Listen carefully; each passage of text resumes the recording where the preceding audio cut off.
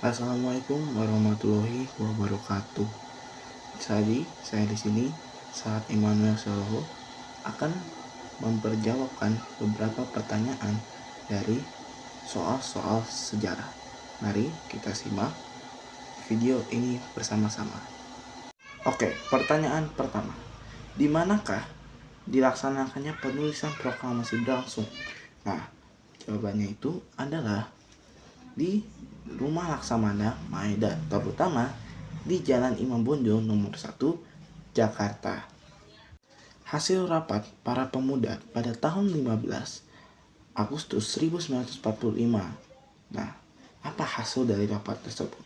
Jawabannya adalah para pemuda mendesak Soekarno dan Hatta untuk mendeklarasikan kemerdekaan tanpa campur tangan Jepang. Ya, bisa dibilang mereka itu ingin merdeka tanpa ada bantuan dari Jepang atau yang lainnya. Oke, pertanyaan ketiga. Peristiwa penting dalam perjuangan kemerdekaan Indonesia pada tahun 16 Agustus 1945 adalah peristiwa apa? Peristiwa itu bernama peristiwa Rengas Dengklok. Oke, pertanyaan keempat.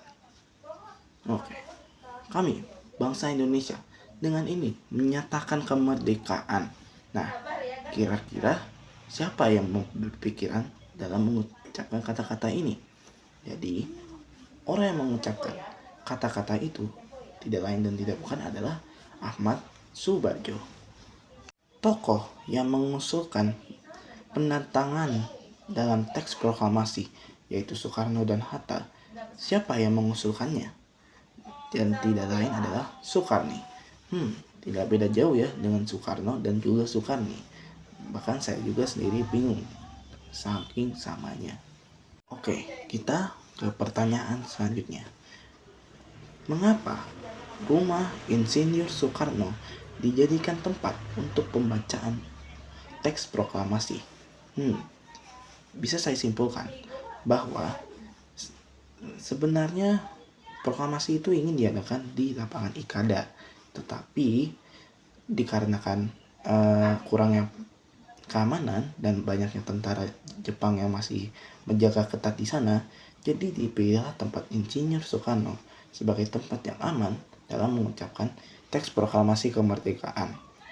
Ya, bisa dibilang mencari aman lah teman-teman. Oke, pertanyaan selanjutnya.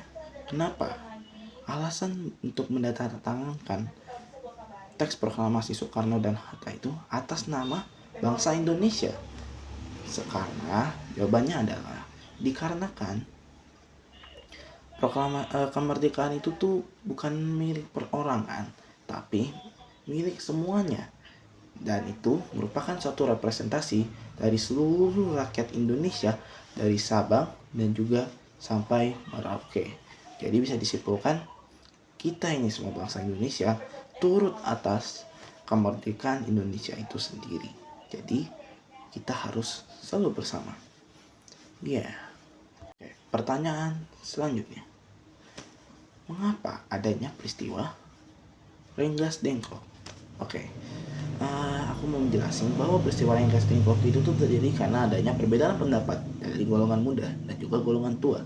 Nah, apa sih perbedaan pendapatnya mereka itu? Golongan muda ingin menyelesaikan kemerdekaan Indonesia itu secara langsung dengan cara Jepang menyerah kepada sekutu. Nah, tetapi berbeda dengan golongan tua. Golongan tua ini lebih santai dan juga ingin mencari aman dengan cara mengikuti peraturan dari PPKI agar tidak ada terjadinya pertumpahan darah. Yang bisa disimpulkan bahwa golongan tua ini ingin lambat tapi aman daripada golongan muda yang cepat tapi penuh dengan konsekuensinya. Oke, pertanyaan selanjutnya ini masih sama dengan pertanyaan sebelumnya, yaitu alasan perbedaan pendapat dari golongan muda dan juga golongan tua. Oke, golongan muda itu bisa dibilang mereka itu ingin merdeka, tapi hasil dari bangsa sendiri, bukan hasil dari Jepang itu. Jadi kita itu sebagai golongan muda itu nggak mau dibantu Jepang dalam memerdekakan Indonesia, hasil dari bangsa itu sendiri. Tapi golongan tua itu berbeda. Mereka ingin dari hasil rapat PPKI dan juga persetujuan dari Jepang agar tidak adanya pertumpahan darah dan konflik yang akan terus berlanjut. Dan sebenarnya sih saya lebih setuju dengan golongan muda, karena kita itu harus merdeka dengan kekuatan kita sendiri, bukan dengan kekuatan orang lain. Oke, pertanyaan terakhir. Ahmad Subarjo ingin mendatangkan Soekarno-Hatta, tapi belum bisa meyakinkan para pemuda. Bagaimana caranya beliau bisa meyakinkan para pemuda tersebut? Oke, bisa dikatakan bahwa para pemuda, maksudnya Ahmad Subarjo, akan menyerahkan nyawanya jika dia akan berjanji bahwa bisa membawa Soekarno-Hatta ke tempat pendeklarasian proklamasi pada tanggal 17 Agustus 1945 paling lambat jam 12 siang. Oke, ya segitu saja dari hasil yang bisa kita lakukan.